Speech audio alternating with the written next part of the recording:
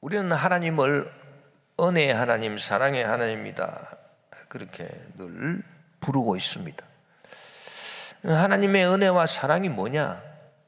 무엇이 하나님의 은혜고 하나님의 사랑이겠느냐?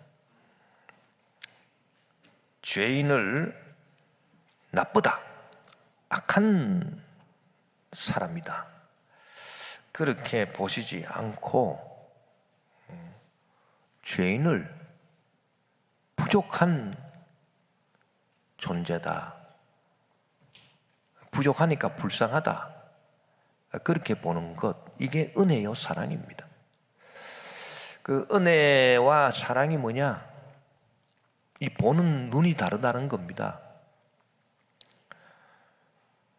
이 죄인을 보고 저 죄인이 나쁜 놈이다, 악한 자다, 그렇게 보게 되면 분노하게 되고, 죄인에 대해서 분노하게 되고 죄인을 심판하게 될 겁니다. 그러나 죄인을 보고 저 사람이 뭔가 부족하구나, 그러면 부족하니까 저렇게 죄를 짓지. 그럼 부족하니까 어떻습니까? 불쌍하지요. 그것이 하나님의 은혜요 사랑입니다. 물론 하나님께서도 죄인을 당연히 나쁘고 악한 자다, 그렇게 보시고 분노도 하시고 심판도 하십니다마는, 그러나 하나님은 그보다는 이 죄인에 대해서 근본적으로 죄인은 불쌍한 사람들이다, 뭐가 부족하기 때문에 불쌍하다, 그렇게 보시는 것이 근본적인 하나님의 시각입니다.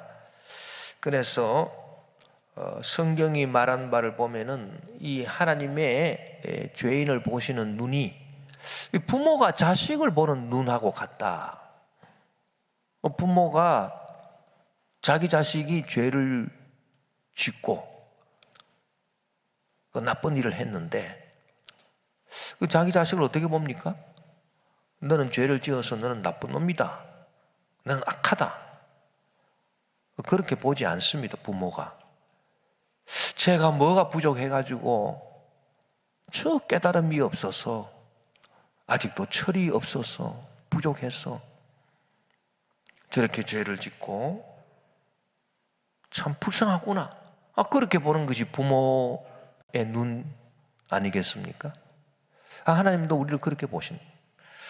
그래서 시편 103편 12절 15절에 보니 동이서에서 먼 것 같이 우리의 죄가를 우리에게서 멀리 옮기셨으며 아버지가 자식을 긍휼히 여김같이 야훼께서는 자기를 경외하는 자를 긍휼히 여기시나니 이는 그가 우리의 체질을 아시며 우리가 단지 먼지뿐임을 기억하심이로다. 우리가 부족한 게 많아서, 우리 다 죄인이기 때문에 우리가 다 부족하고, 그래서 우리가 먼지뿌리다 라고 하는 것을 기억하시기 때문이다. 인생은 그날이 풀과 같으며 그 영화가 들의 꽃과 같다. 그래서 우리 죄인들의 인생이라고 하는 것이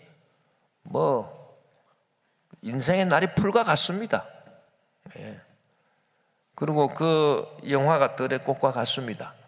80을 살기가 쉽지 않고 또 80 넘어가면 다 이런저런 병에 걸려가지고 다 고통하면서 사는 것이 죽는 것보다 나은지, 죽는 것이 차라리 나은지 모르는 그런 삶을 다 살고 있지 않습니까? 자, 하나님께서 우리 죄인들을 나쁘게 여기신다면 분노하시고 심판하실 것이나 우리를 부족한 존재로 여기시기 때문에 불쌍히 여기시고, 불쌍히 여기시니까 용서해 주는 거죠. 오늘 본문 미가서 7장 18절에 보니 주와 같은 신이 어디 있으리까?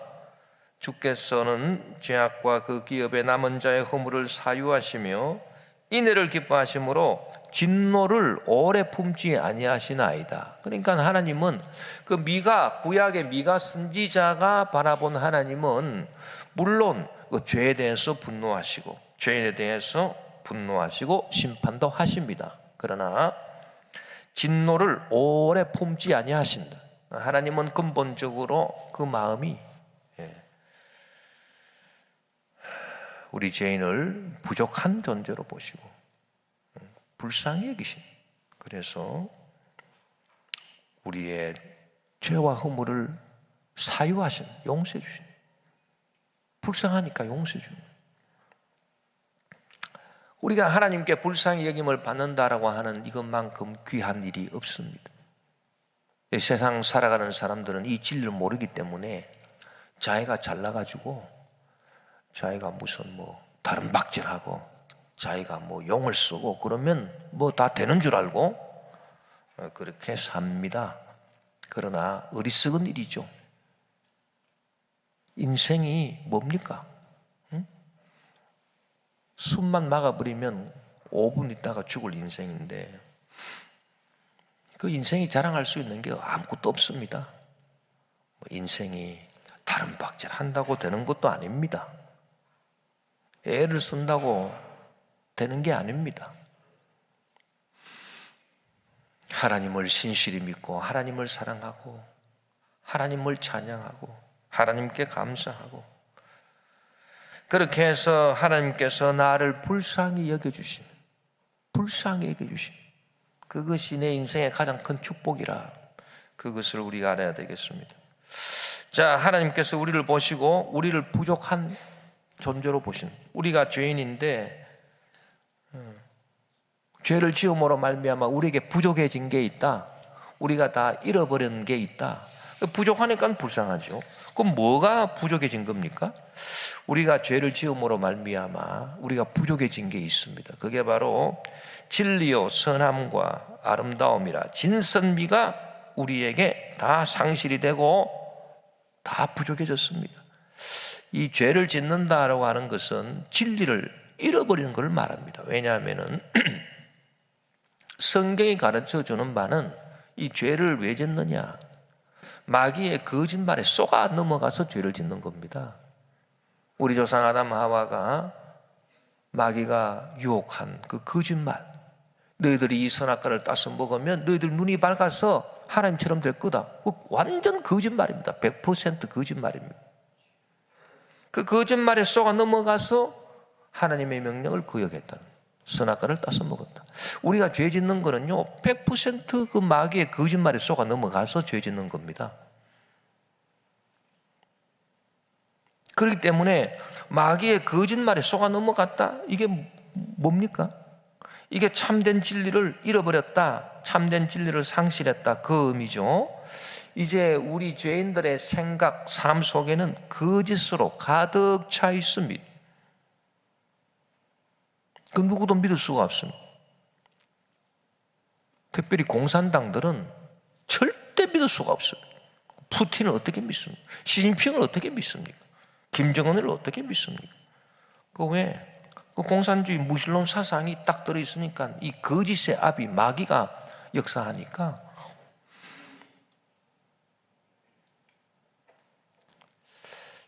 우리가 죄를 범함으로 진리가 상실되었다. 거짓으로 살아가게 되었다. 이 부족한 거죠. 진리가 부족한 거죠. 엄청 비참한 겁니다, 이게, 여러분. 또 우리가 죄를 지음으로 말미암아 좋은 것들이 한때 우리에게 있었습니다만은 다 사라졌습니다. 지성도 의지도 얼마나 좋은 것들입니까? 우리가 지성으로 무엇을 깨달아 아는 것, 우리의 의지로 그 무엇을 할 수 있는 것, 이 얼마나 좋은 것들입니까? 젊음 얼마나 좋은 겁니까? 생명 얼마나 좋은 겁니까? 이 좋은 것들이 죄와 함께 다 사라졌습니다. 이제 지성도 퇴락해서 정신도 아득합니다.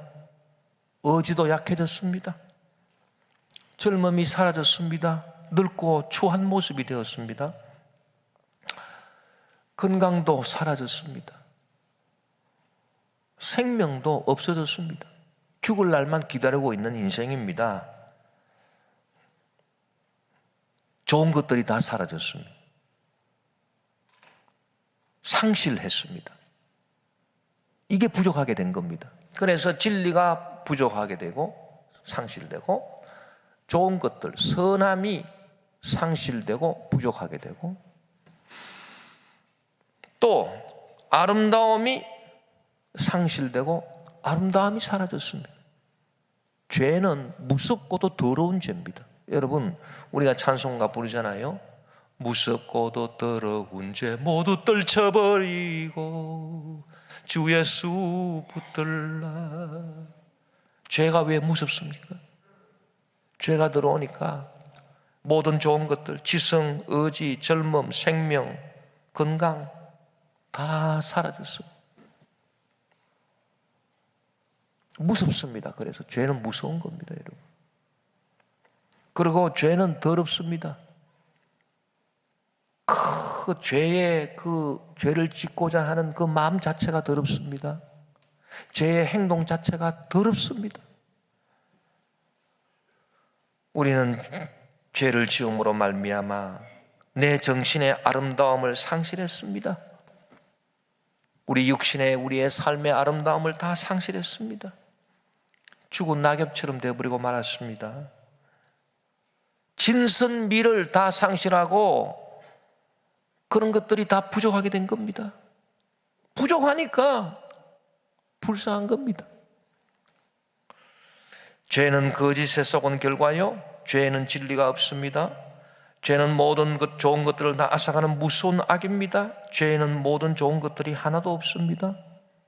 죄는 더럽습니다. 죄에 무슨 아름다움이 있습니까? 그러니 진선미가 다 상실돼 버린 죄인의 실존, 이것이야말로 상실이고 잃어버렸고 부족하게 되고 비참하게 됐습니다. 그러니 얼마나 불쌍합니까? 하나님은 우리를 그렇게 보신다는 얘기입니다. 전 세계적인 최고의 미남 배우, 프랑스의 미남 배우 알랑 들롱, 그분이 지금 80세 중반을 넘어서니까, 80대 중반을 넘어서니까 2년 전에 뇌출혈이 와서 병원 신세 지게 되었습니다. 돈이 아무리 많으면 뭐합니까? 자동차를 타고 들어갈 수 있는 저택에 살았지만은 그 저택이 무슨 소용이 있습니까? 병원 침대에 누워서 고통 한시가 괴롭습니다. 사랑하는 애인도 몇 년 전에 죽었습니다. 아무도 없습니다. 그래서 그 알랑들롱이라고 하는 참 미남 배우의 대명사,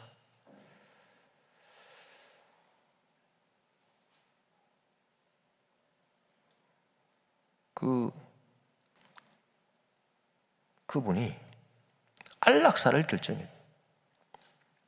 이제 적당히 나를 택해서 자기 몸에 주사를 넣어가지고 그냥 죽었으면 좋겠다.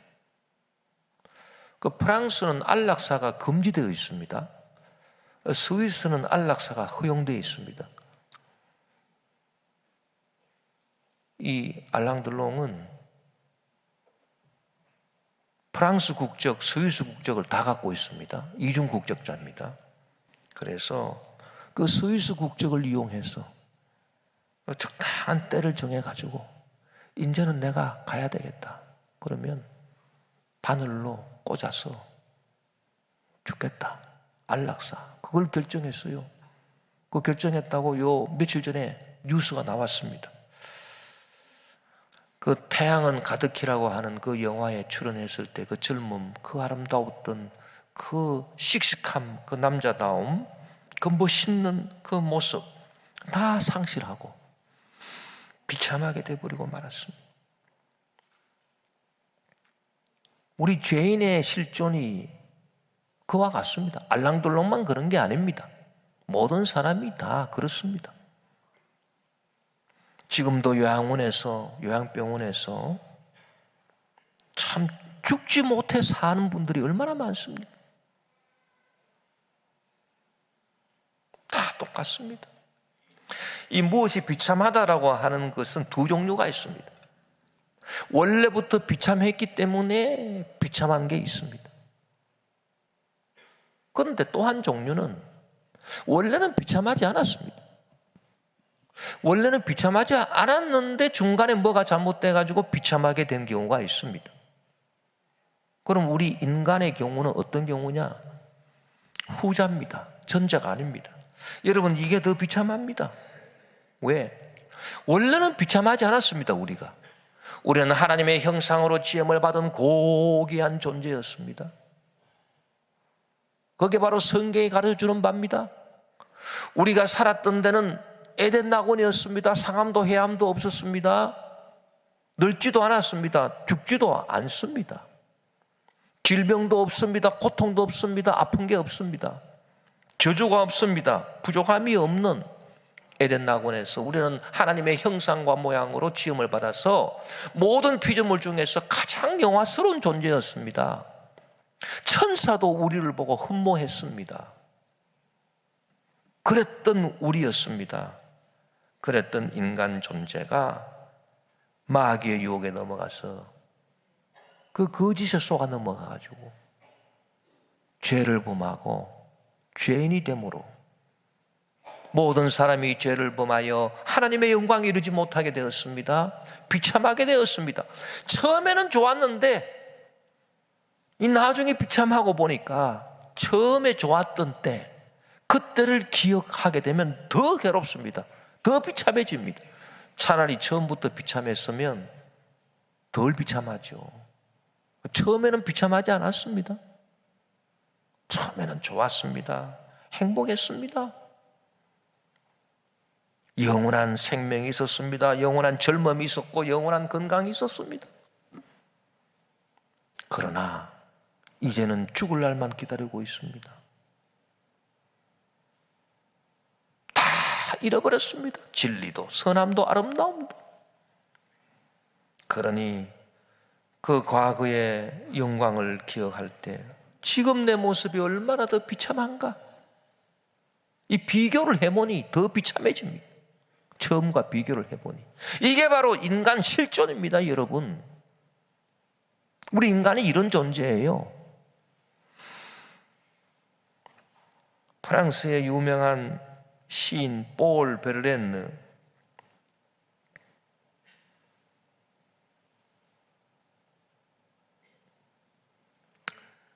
이분이 23살 때 자기가 사랑하던 여인을 잃었습니다. 그 여인의 장례식장에 가서 그 여인과 사랑했던 아름다운 과거에 대한 추억이 있습니다. 행복했었습니다. 사랑했었습니다. 참 좋았습니다. 그 사랑을 잃어버렸습니다. 그 여인을 잃어버렸습니다. 행복을 잃어버렸습니다. 예전에 좋았는데 지금 다 잃어버렸습니다. 그래서 그 장례식장에서 지은 시가 있는데 그게 바로 가을의 노래라고 하는 겁니다. 샹송 도똥, 가을의 노래라. 레상글롤롱 데 비올롱 들로똥, 가을날 바이올린의 긴 흐느낌이 블레스 몽괴 딘롱괴 흠모노돈, 내 마음속에 스며들어 내 마음 상하고 쓸쓸하구나. 뚜시폭공 에블렘 꽁손레, 때를 알리는 종소리에 숨이 막히고 가슴이 아파. 저머스비야 데주 옹시안 에저블레, 지나간 날의 추억에 눈물 흘려라. 이 지나간 날 추억이 있으니까 더 괴로운 겁니다. 더 슬픈 겁니다. 이즈몽비 오봉모비 기몽복드 드사들라 마레이 알라프의 목드. 그래서 나는 굳은 바람에 정처 없이 이곳저곳 굴러다니는 낙엽 같아라. 이 시를 읊었습니다. 여러분, 이 시가 그 인간 실존의 모습을 보여주고 있는 시입니다. 가을날 바이올린의 긴 흐느낌이 내 마음속에 스며들어 마음 아프고 쓸쓸하여라. 때를 날리는 종소리에 숨 막히고 가슴 아파. 지나간 날의 추억에 눈물 흘려여라. 그래서 나는 굳은 바람에 정처 없이 이곳저곳 굴러다니는 낙엽 같구나. 여러분, 하나님은 우리를 이렇게 보시는 거예요. 그래서 부족하다. 우리 죄인들 부족하구나, 불쌍하구나. 그래서 하나님이 우리를 불쌍히 여겨주시는 그 은혜와 그 사랑, 그 은혜와 그 사랑이 아니면 우리가 어디서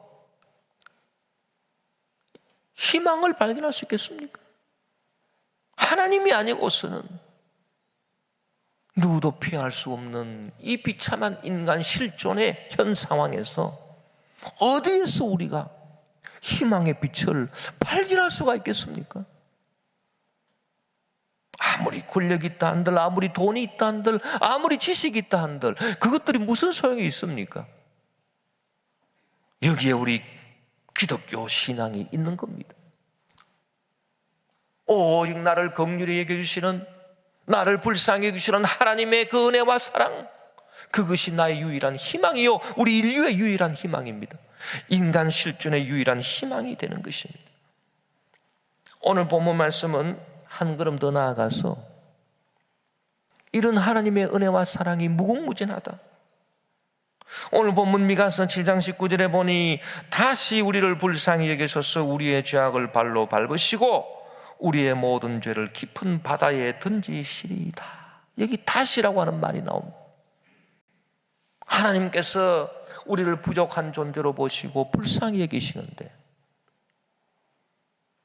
한 번만 딱 불쌍히 여겨주시는 게 아니고 다시 우리를 불쌍히 여겨주신다?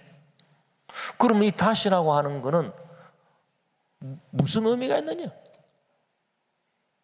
하나님께서 한 번 더 우리를 불쌍히 여겨주신다 그 말인가? 아니면 몇 번 더 이렇게 불쌍히 여겨주신다 그 말인가? 아니면 이 다시가 뭐냐?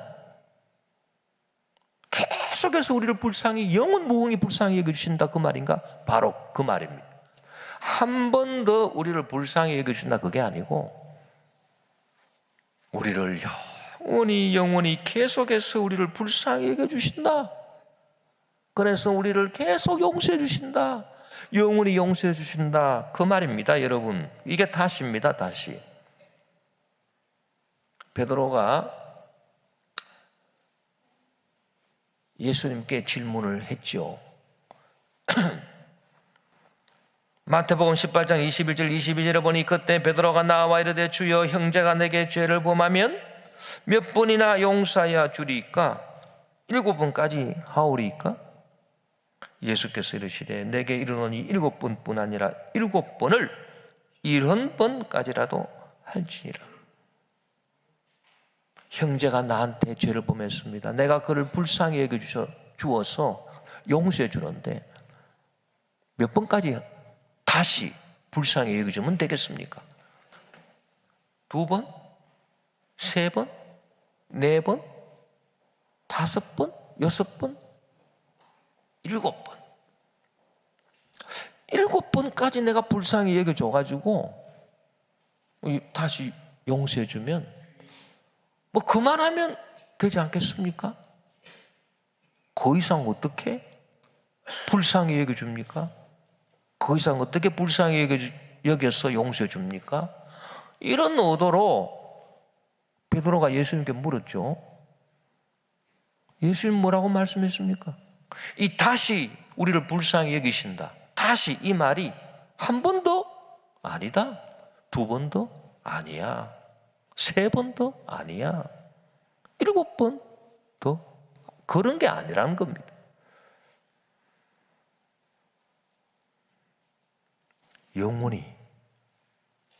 영원히 불쌍히 여겨주신다. 영원히 용서해 주신다. 그 말이 바로 그 말이라는 겁니다.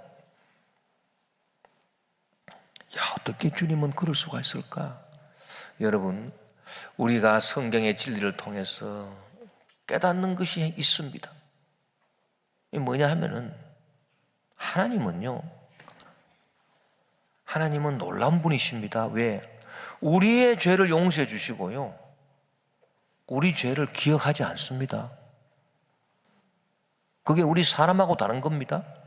우리 사람은 누가 나한테 잘못을 행합니다. 우리가 용서해 줬습니다. 그걸 우리가 기억하고 있습니다. 기억하고 있으니까 또 용서해 주기 힘든 겁니다. 또 나한테 또 잘못을 범합니다.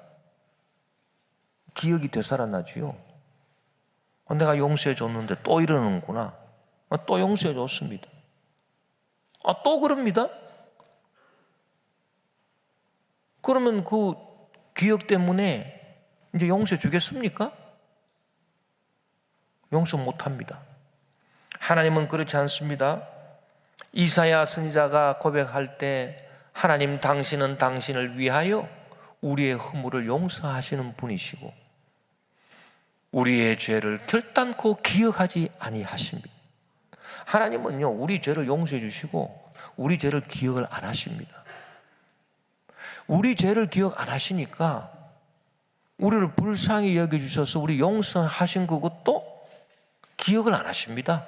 왜? 죄를 기억 안 하시니까 우리 죄를 용서하시고는 용서했지 기억하지 않습니다. 그러니 하나님은 우리를 무한히 불쌍히 여겨주십니다. 이것이 오늘 미가 선지자가 우리에게 가르쳐주고 있는 겁니다. 우리를 불쌍히 여겨주신다, 이게 아닙니다. 다시 우리를 불쌍히 여기셔서 여기에 하나님 은혜에, 하나님 사랑에 무궁무진함이 있다는 거예요. 이 무궁무진한 하나님의 은혜와 하나님의 사랑을 우리가 어찌 다 많이 비선들 찬양할 수 있겠습니까? 많이 비선들 어찌 우리 하나님의 은혜와 사랑을 우리가 감사할 수 있겠습니까? 무엇으로 이 하나님의 이 은혜와 사랑, 이 무궁무진한 은혜와 사랑을 우리가 갚을 수 있겠습니까?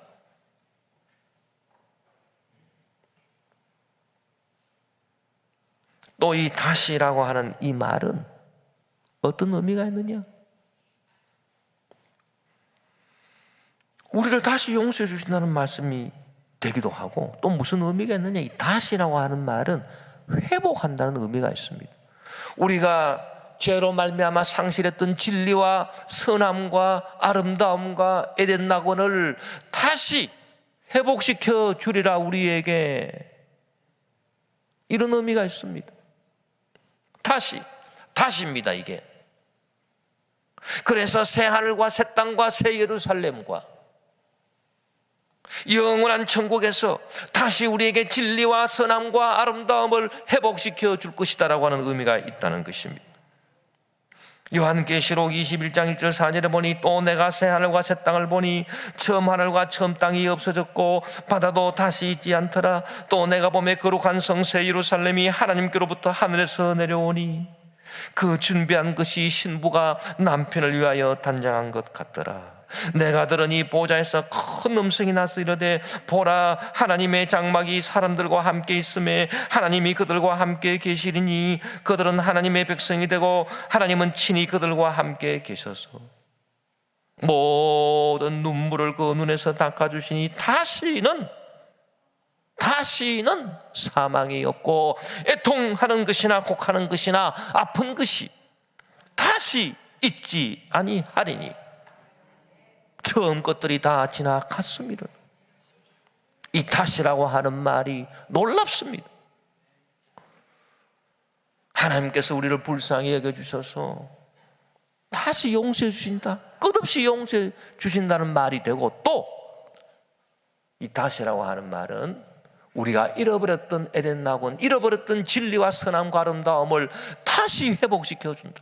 새 하늘과 새 땅, 새 예루살렘, 그곳에서 다시 영원한 생명, 영원한 건강, 영원한 축복을 다시 회복시켜 주신다. 과거의 에덴 낙원은 이제 새 하늘과 새 땅, 새 예루살렘 천국으로 다시 회복이 될 것이고, 지금 우리를 괴롭히고 있는 이 실존의 비참함, 사망이나 질병이나 애통이나 아픈 것이나 곡하는 것들은 다시 나타나지 않을 것입니다.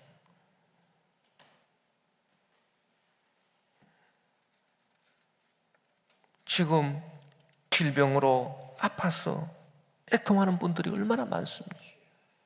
긴 통제를 맞아야 생명을 유지할 수 있는 그런 분들이 얼마나 많습니까?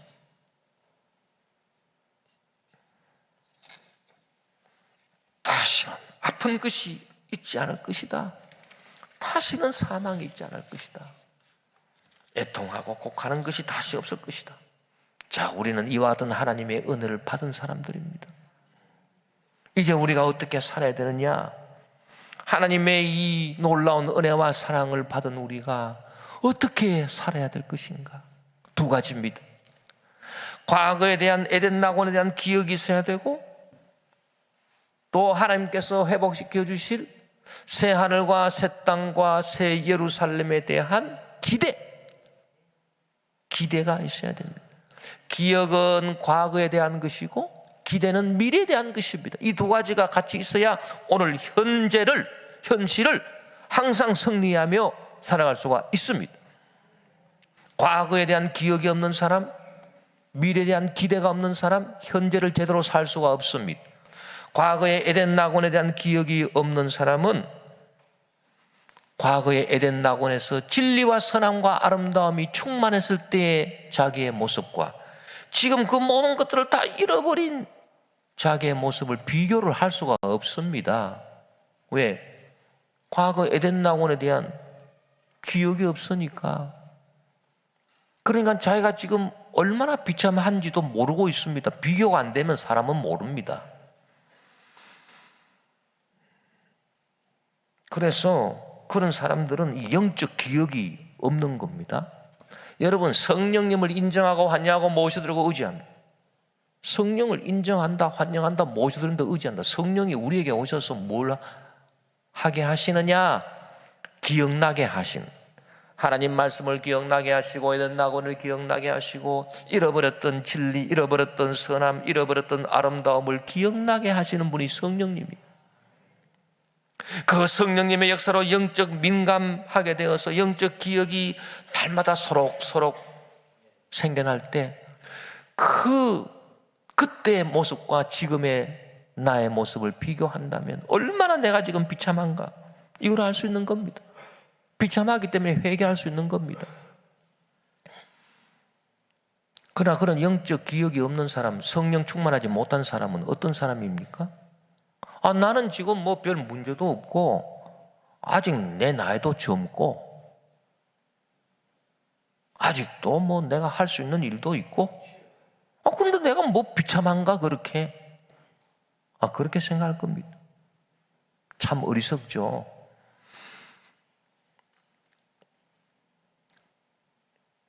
그래서 요한계시록에 보니까 예수님께서 편지를 다 보내시는데 사도 요한을 통해서 그 소아시아 7교회 가운데 제일 마지막에 보낸 라오디게아 교회 사자에게 어떤 편지 내용을 보냈느냐?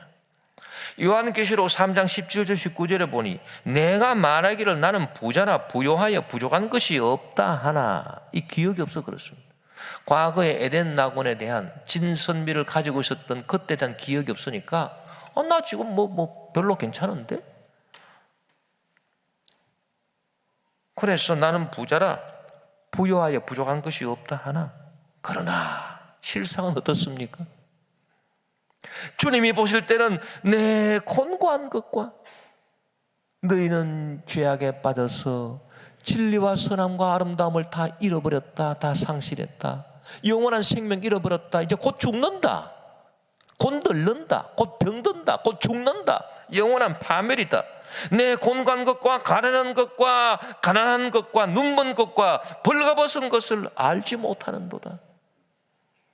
내가 너를 권하노니 내게서 불로 연단한 검을 사서 부유하게 하고 흰옷을 사서 입어 벌거벗은 수치를 보이지 않게 하고 안약, 성령의 안약을 사서 눈에 발라서 보게 해라. 뭘 보느냐? 너의 비참한 모습을 보게 해라. 물은 내가 사랑하는 자를 책망하여 징계하노니 그러므로 내가 열심을 내라. 회개하라. 여러분 누가복음 15장에 보면 탕자가 아버지 집에 대한 기억이 있으니까 회개하고 돌아온 겁니다. 그 사람이 비참하게 됐을 때 기억이 났습니다. 내 아버지 집에는 양식이 풍족한 품꾼이 얼마나 많으냐. 나는 여기서 굶어 죽는구나. 내 아버지 집으로 돌아가야 되겠다. 그래서 회개하고 돌아온 것 아닙니까? 우리는 하나님의 은혜를 어떻게 갚으면서 살아가야 할까요? 뭐 갚을 수가 없습니다. 그러나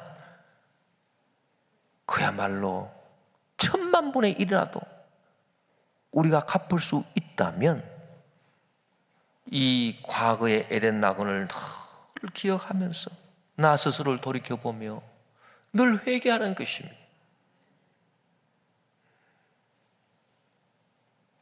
또 이 기억만 갖고 되는 게 아닙니다. 미래에 대한 기대가 있어야 됩니다.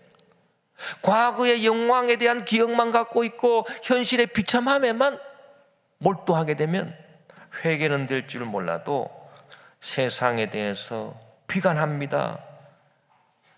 염세주의자가 될 뿐입니다. 어떤 건설적인 일도 할 수 없습니다. 죽기만을 기다리는 사람과 같습니다. 그렇게 살 수는 없지 않습니까? 그러면 어떻게 우리가 살아야 되겠습니까? 미래에 대한 또 기대가 있어야 됩니다. 하나님께서 다시 회복시켜 주실 것이다. 새 하늘과 새 땅과 새 예루살렘, 영원한 생명, 영원한 천국을 회복시켜 주실 날이 있고 나한테 면류관을 주실 날이 있다. 그 날에 대한 기대를 갖고 천국과 천국에서 받을 면류관에 대한 소망과 기대를 갖고 나아갈 때 현실의 어려움을 이길 수 있는 힘이 생깁니다. 늙은이도 힘이 생깁니다. 젊은 사람도 힘이 생깁니다. 남녀노소 빈부귀천 할 것 없이 힘은 어디에서 생기느냐? 기대에서, 희망에서 생기는 겁니다. 지금 비록 어렵고 힘들지만은 그러나 오늘의 모든 어려움을 이기고 나아가는 새 힘을 얻게 되는 겁니다. 사도 바울이 그렇게 고백했습니다.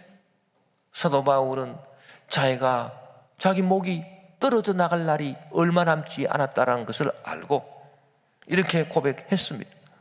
디모데후서 4장 7절 8절에 나는 선한 싸움을 싸우고 나의 달려갈 길을 마치고 믿음을 지켰으니 이제 후로는 나를 위하여 의의 면류관이 예비되었으므로 주 곧 어려우신 재판장이 그날에 내게 주실 것이며 내게만 아니라 주의 나타나심을 사모하는 모든 자에게.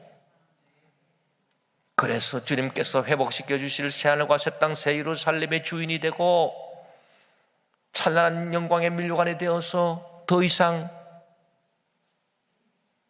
늙지 않고 더 이상 병들지 않고 더 이상 내 존재가 쇠락해지고 비참해지는 것이 없이 영원한 생명으로 주님과 함께 영생을 누리리라, 면류관을 받으리라.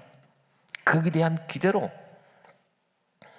새 힘을 얻어 하루하루를 승리하고 있는 겁니다. 우리를 불쌍히 여겨주시는, 다시 우리를 불쌍히 여겨주시는 주님의 은혜에 보답하는 길은 이처럼 기억과 기대를 갖고 오늘 믿음으로 매 순간을 승리하며 주님께 영광 돌리며 살아가는 길인 것입니다. 이 축복의 삶을 살게 되시기를 주 이름으로 축원합니다.